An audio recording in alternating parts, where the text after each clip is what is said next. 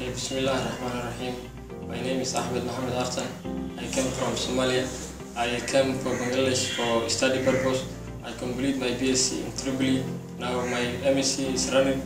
So I came here for AKMAL Institute of Technical.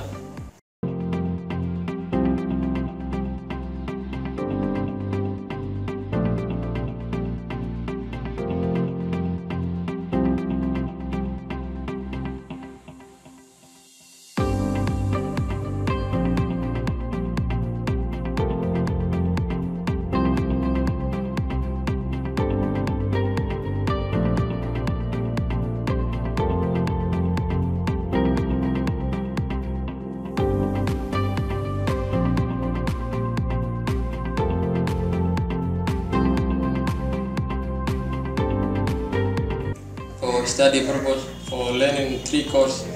The one is CCTV camera installation. That one was finished before like 3 months. Now we are finished 2 courses for mobile repairing, hardware and software.